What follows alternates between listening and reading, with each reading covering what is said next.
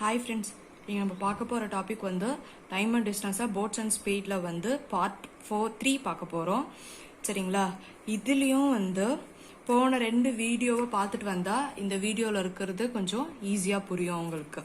சரிங்களா? இது எதுவும் இந்த வீடியோ நான் எதுவும் சொல்ல விரும்பல. கொரோனா வைரஸ்க்கு எல்லாரும் ஜாக்கிரதையாக வீட்டிலே இருங்க, எங்கேயும் போகாதீங்க, ஊர் சுற்றாதீங்க, எதுவும் பண்ணாதீங்க. இப்போ இன்க்ரீஸ் ஆகிட்டே போயிட்டுருக்கு. அதனால் தயவு செஞ்சு எல்லோரும் வீட்டில் இருங்க. வீட்டில் இருந்தே படிக்கிறவங்க படிங்க. என்ன பண்ணாலும் இப்போ வீட்டில் உங்களுக்கு ரெஸ்ட் கிடைச்ச மாதிரி இருக்கட்டுமே, வீட்டிலே இருங்க, எங்கேயும் போகாதீங்க. வாங்க first question. Ratio of upstream speed to the downstream speed 1:11 கொடுத்துட்டான். இதில் நான் ஒன்று சொல்லிக்கிறேன். இதில் என்னன்னா speed distance equal to speed into டைமா. இப்போ டிஸ்டன்ஸ் சேமாக இருந்துச்சுன்னா உங்களுக்கு ஸ்பீடும் சேமாக இருக்கும். அதே மாதிரி டிஸ்டன்ஸ் சேமாக இருந்துச்சுன்னா டைமும் சேமாக இருக்கும். என்னது டைரக்ட்லி ப்ரொபோர்ஷனல். அதே உங்களுக்கு டைம் வேணும்னா டிஸ்டன்ஸ் வந்து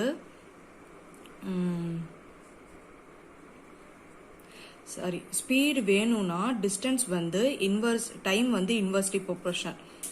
சரியா? அதே டைம் வேணும்னா ஸ்பீடு வந்து இன்வெர்ஸ்லி ப்ரொபோர்ஷனல். இதை நானும் ஞாபகம் வச்சுக்கோங்க. இப்போ கொஸ்டின் போகலாம். The ratio of upstream to the downstream speed கொடுத்துட்டான். அதாவது அப்ஸ்ட்ரீமுக்கும் டவுன்ஸ்ட்ரீமுக்கும் ஸ்பீடு 1:11 கொடுத்துட்டான். ஸ்பீடு கொடுத்துட்டான். நம்ம ஸ்பீடு கொடுத்தா என்ன பண்ணோம்? டைம் வந்து இன்வெர்ஸ்லி ப்ரொபோர்ஷனலா. ஏன்னா இங்கே டிஸ்டன்ஸ் வந்து ஒரே டிஸ்டன்ஸ் தான். பாரு, find the distance covered by him இந்த 5 hours கண்டுபிடிச்சிருக்கோம். ஓகே, டைம் வந்து 11:1 இருக்கும். டைம் வந்து 11:1 இருக்கும். இப்போ இங்கே என்ன கொடுத்துருக்கான்? Speed of the boat B கொடுத்துட்டான். பி வந்து 30 கிலோமீட்டர் அப்படின்ட்டு கொடுத்துருக்கான். நம்ம என்ன கண்டுபிடிக்கணும்? எஸ் கண்டுபிடிக்கணும். நம்ம என்ன கண்டுபிடிக்கணும்? எஸ் கண்டுபிடிக்கணும். பி வந்து 13 தெரியும், எஸ் வந்து தெரியாது. T1 T2 தெரியுமா? 12 டிவைடட் பை 10. 12 divided by 10. இப்போ 2 டேபிளா 6 டேபிளா?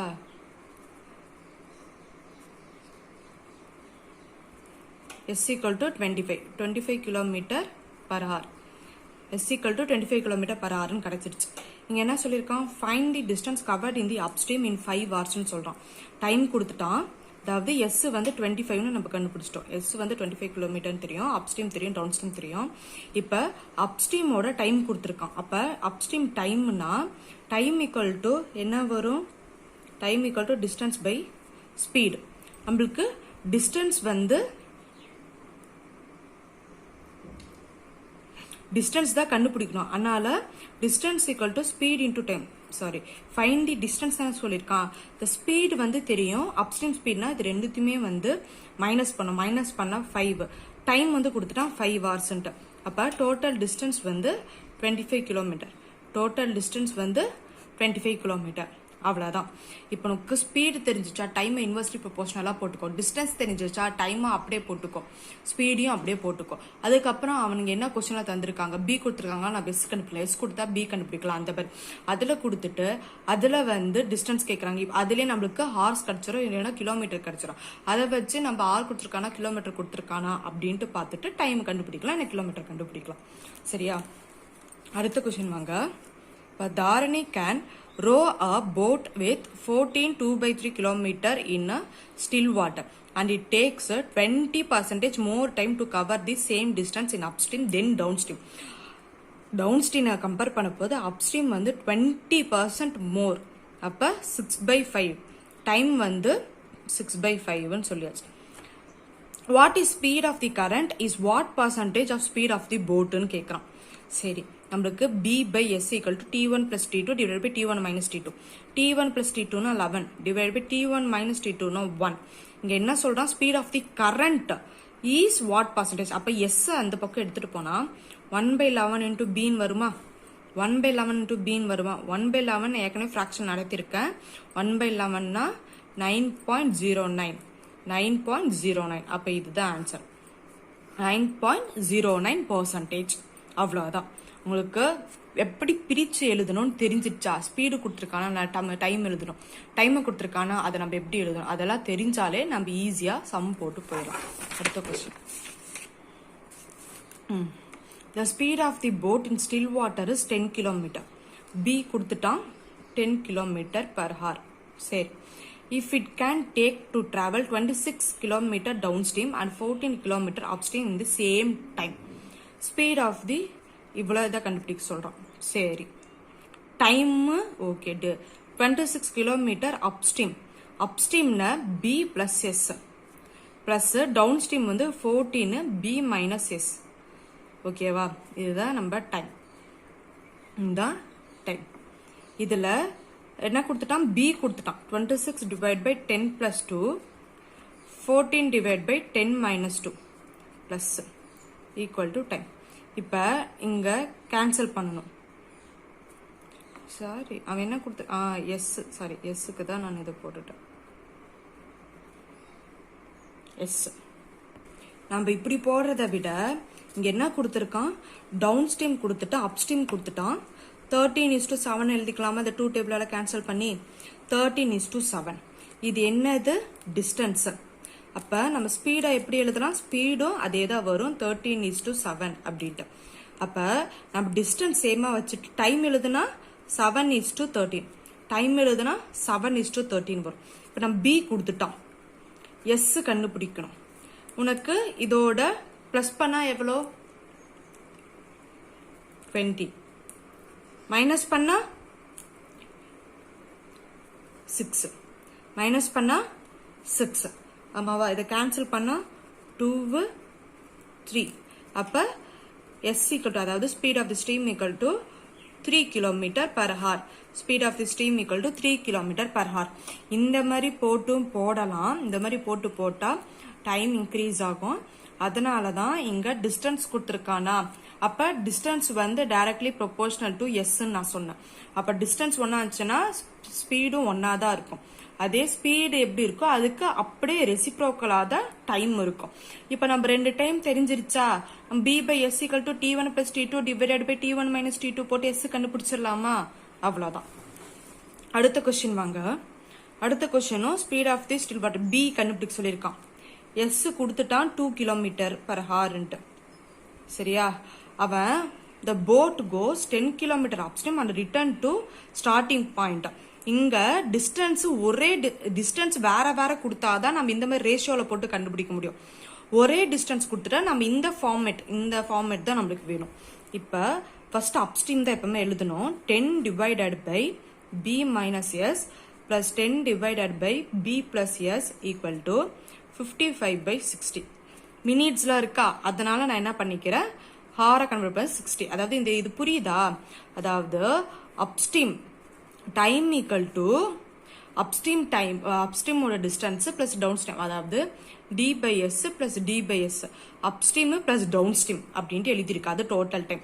அப்ஸ்ட்ரீம் எழுதியாச்சு, டவுன் ஸ்ட்ரீம் எழுதியாச்சு.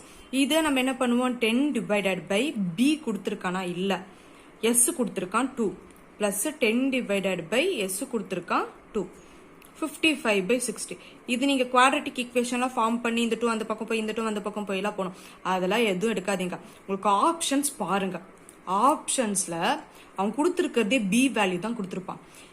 எந்த B வேல்யூ வந்து அடிச்சா உங்களுக்கு 50/60 வருதோ, அல்லது இதை அடிச்சு பார்த்தா உங்களுக்கு 11 by 12 வருதோன்னு பாருங்க. இப்ப எக்ஸாம்பிள் வந்து நான் இங்க 20 எடுத்துக்கிறேன். நான் இங்க பிக்கு பதில் என்னோட ஆப்ஷன்ல A வந்து 10, B வந்து 20, C வந்து 30, D வந்து 40 இருக்கு. நான் இப்ப 20 எடுத்துக்கிறேன். 20 எடுத்துட்டா 20 மைனஸ் 2 வந்து எவ்வளோ வரும்,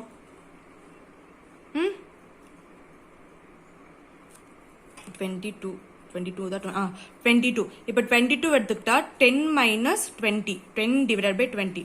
இங்க 22 எடுத்துட்டு 22 பிளஸ் 2 24 ஈக்குவல் டு 11/12. இதை கேன்சல் பண்ணா 1/2, இதை கேன்சல் பண்ணா 5/12 வரும். இப்போ கீழே வந்து காமனா 12 வரணுமா, 12. அப்ப இங்க இன்டூ 6 பண்ணணுமா, 6 plus 5 equal to 11/12 வந்துருச்சா. 11/12 இங்கேயும் 11/12. அப்போ என்னோட ஆன்சர் 22. நான் 22 போட்டாதான் எனக்கு வந்து 11/12 இந்த பக்கம் இருக்கிறது சாட்டிஸ்ஃபேக்ஷன் ஆகுது. அதாவது நம்ம படிச்சிருப்போம்ல 11th 12th left hand side equal to right hand சைடுன்னு படிச்சிருப்போம்ல, அதேதான். இந்த பக்கம் என்ன, இந்த பக்கம் ஈக்குவல் டுனாலே ரெண்டுமே காமன் தானே, ரெண்டுமே ஈக்குவல் தானே. அப்போ இங்கே ஒரு ஆன்சர் போட்டால் இந்த ஆன்சர் நம்மளுக்கு வரணும். அப்போ ஆப்ஷனில் இருக்கிறது இப்போ நீங்களே மைண்ட்லேயே போடும். அங்கே போய் உக்காந்துட்டு இங்கே 22 24ன்னு போட்டுட்டு இருக்கக்கூடாது. இந்த மாதிரி இல்லை ஸ்டெப்பு போடவே கூடாது. 10 10 - 8 8னா அடித்தா உங்களுக்கு கீழே வந்து 4 வரும் 5 வரும், அப்போ வராது. அடுத்து 22 அந்த மாதிரி பார்த்து போடணும். சரியா? அடுத்த கொஸ்டின் போகலாம். A motor boat can travel at 10 kilometre in a still water. அதாவது போட் கொடுத்துட்டான் 10 கிலோ, அப்போ பி கொடுத்துட்டான். பி வேல்யூ வந்து 10 கிலோமீட்டர் பர் ஹார்னு கொடுத்துட்டான். It travels 91 km upstream in a river and return to same place taking 20 hours.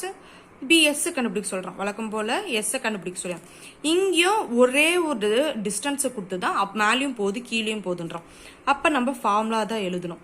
10 - S plus 91 divided by 10 plus S equal to 20ன்னு கொடுத்துட்டான்.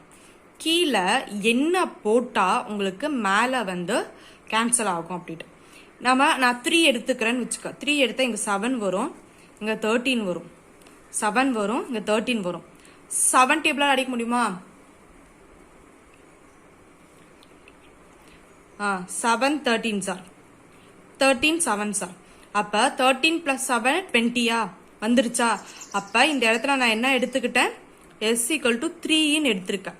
3 km/h. இங்கே நான் 3 எடுத்தாதான் உனக்கு அடித்து அங்கே 20 வருது. அவ்வளோதான், ஒரே ஸ்டெப்பில் போட்டு போயிடலாம். ஆப்ஷன்ஸை மட்டும் நீங்கள் மைண்ட்லேயே போட்டு பார்த்துட்டா முடிஞ்சிடும். சரியா? அடுத்த question. A boat can travel 15 km downstream in 18 minutesன்னு கொடுத்துருக்கான். ஃபர்ஸ்ட் இதை நம்ம போட்டுடலாம். டவுன் ஸ்ட்ரீம்னு கொடுத்துருந்தோம். Downstream distance by time, speed நம்ம கண்டுபிடிக்கணும். ஸ்பீடு, டவுன் ஸ்ட்ரீமோட ஸ்பீடு, டிஸ்டன்ஸ் எவ்வளோ 15, அது 18, அப்போ இன்டூ 60, அதாவது டிவைட் பை 60. இந்த 60 அங்கே போகும். 3 டேபிளால் அடித்தா 3 5 3 6 6 10 அப்போ 50. அப்போ speed of the downstream வந்து 50 kilometre. Speed of the downstream 50 km/h. இங்கே அடுத்து என்ன கொடுத்துருக்கான்? The ratio of speed of the boat in still water to ratio of stream வந்து இது. அதாவது போட்டுதும் ஸ்ட்ரீமுதும் 4:1. அப்போ அப் ஸ்ட்ரீம் வந்து ரெண்டுத்தையும் மைனஸ் பண்ணுவோம், டவுன் ஸ்ட்ரீம் வந்துட்டு ரெண்டுத்தையும் ப்ளஸ் பண்ணுவோம். அவன் தானே? இப்போ என்ன கண்டுபிடிச்சிருக்கோம்? டவுன் ஸ்ட்ரீமோட ஸ்பீடு 50 km டவுன் ஸ்ட்ரீம். அதாவது 5x வந்து 50 அப்படின்னு அவளுக்கு தெரிஞ்சிருச்சு. அப்போ x = 10. x = 10. இந்த 10 இங்கே போட்டால் போட்டு 40, ஸ்ட்ரீமு 10, இது 30, இது 15 வந்துடும். எக்ஸுக்கு நம்ம சப்ஸ்டியூட் பண்ணலாம். அப்போ அடுத்து என்ன கொடுத்துருக்காங்க? How much time it will taken to cover 10 km upstream. நம்ம அப்ஸ்ட்ரீமோட ஸ்பீடு தெரியும் 30, ஸ்பீடு தெரியும் 30, அப்ஸ்ட்ரீமோட ஸ்பீடு 30 நம்ம கண்டுபிடிச்சி வச்சிருக்கோம். சரி, அப்ஸ்ட்ரீமோட கிலோமீட்டர் கொடுத்துட்டான் 10 km. டைம் கண்டுபிடிக்க சொல்லியிருக்கான். டைம்னா என்ன? Distance by speed. Distance 10 by speed 1/3. நம்மளுக்கு மினிட்ல கேட்டாங்கன்னா, ஆர்ல கேட்டால் 1/3, மினிட்ல கேட்டால் இன்டூ 60 பண்ணால் உனக்கு 20 மினிட். ஆர்ல கேட்டால் 1/3யோட நிப்பாட்டிக்கணும். மினிட்ல கேட்டால் இன்டூ 60 பண்ணி 20 மினிட், இன்டூ 60 பண்ணி 20 மினிட் அப்படின்ட்டு எடுத்துகிட்டு வந்துடுறோம். புரியுதா இந்த சம்ம? ஒன்றும் இல்லை, அங்கே டவுன் ஸ்ட்ரீம் கொடுத்துருக்கான். டவுன் ஸ்ட்ரீம் கொடுத்துருக்கிறதுனால அதில் டிஸ்டன்ஸ் கொடுத்துட்டான், டைம் கொடுத்துட்டான், நம்ம ஸ்பீடு கண்டுபிடிக்கிறோம். போட்டோடதும் ஸ்ட்ரீமோடதும் ரேஷியோ கொடுத்துட்டான். அதை வச்சு நம்ம அப் ஸ்ட்ரீம் எவ்வளோன்னு கண்டுபிடிச்சிருவோம், down stream கண்டுபிடிச்சிருவோம்.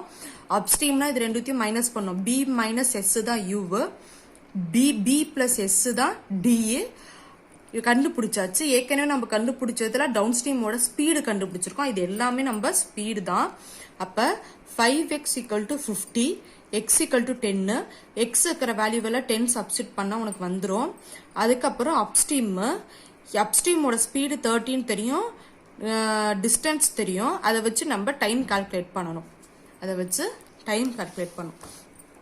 last question.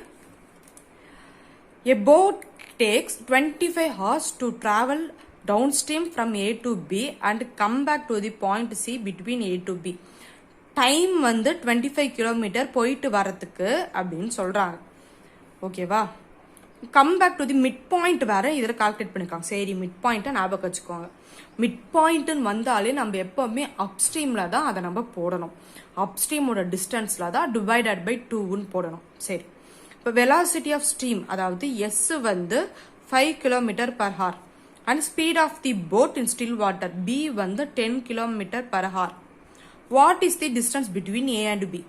A and பியோட டிஸ்டன்ஸ் கேட்குறான். சரி, இதை வச்சு நம்ம எப்படி எழுதலாம்? நம்ம டிஸ்டன்ஸ் கேட்குறோம். அப்போ டிஸ்டன்ஸ் தெரியாது, அப்ஸ்ட்ரீம் தானே, B minus S plus distance தெரியாது, downstream B plus S equal to time. நான் என்ன சொன்னேன்? மிட் பாயிண்ட்டுன்னு ஒன்று சொன்னேன்னா அந்த மிட் பாயிண்ட்டை நம்ம எப்பவுமே அப்ஸ்ட்ரீமில் தான் எடுத்துக்கணும்.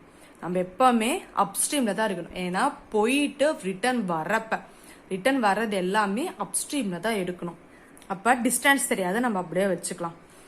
பி மைனஸ் எஸ் தெரியுமா? பி மைனஸ் எஸ்னா 5, D by 2 divide by 5 plus D by இது ரெண்டுத்தையும் ப்ளஸ் பண்ணால் 15 ஈக்குவல் டு 25. அப்போ இந்த 2 கீழே வருமா? D by 10 plus D by 15 equal to 25. இங்கே எந்த வேல்யூ வந்தால் இந்த 25 இங்கே வரும் அப்படின்ட்டு பார்க்கணும். ஆப்ஷன் கொடுத்துருந்தா இந்த ஆப்ஷனை மேலே போட்டு நீங்கள் அடித்து பார்க்கணும். அப்படி இல்லையா கீழே எல்சிஎம் எடுத்து போடணும். அந்த எல்சிஎம் எடுத்து போடுறதுக்கு பதிலாக நம்ம ஆப்ஷன்ஸ்ல இருந்து அடிச்சுட்டு போயிடலாம். ஆப்ஷன் இருந்தால் ஆப்ஷன் வச்சு போயிடலாம். இங்கே சரி, நம்ம இதை வந்து எல்சிஎம் எடுக்கணுமா? கீழே காமனா 115 எடுத்துக்கலாமா? அப்போ இங்கே 15D plus 10D equal to 25. அப்போ 25D divided by 150 equal to 25. 25 cancel ஆகிடும். அப்போ D ஈக்குவல் டு 150. அப்போ டோட்டல் டிஸ்டன்ஸ் என்ன? 150. பிட்வீன் ஏ அண்ட் பியோட டிஸ்டன்ஸ் என்ன? 150 கிலோமீட்டர். அவ்வளோதான் இந்த வீடியோ. அடுத்த வீடியோவில் போட்ஸ் அண்ட் ஸ்ட்ரீமில் இன்னும் ஒரு வீடியோ மட்டும் நான் போட வேண்டியது இருக்குது. சரிங்களா? போட்ஸ் அண்ட் ஸ்ட்ரீம் ஒன்றுமே இல்லை.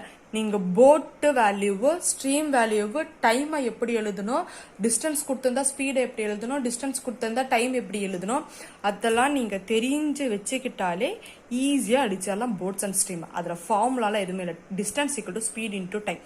இது ஒரே ஒரு ஃபார்முலா மட்டும்தான். அதை வச்சு உங்களால் எவ்வளோக்கு எவ்வளோ மேக் பண்ண முடியுமோ அவ்வளோக்கு அவ்வளோ ஷார்ட்கட் மேக் பண்ணி போடுறது தான். அடுத்த வீடியோவில் பார்க்கலாம். அடுத்த வீடியோவில் போட்ஸ் அண்ட் ஸ்ட்ரீமில் இன்னும் ஒரே ஒரு டைப் இருக்குது. சரிங்களா? அடுத்த வீடியோவில் பார்க்கலாம்.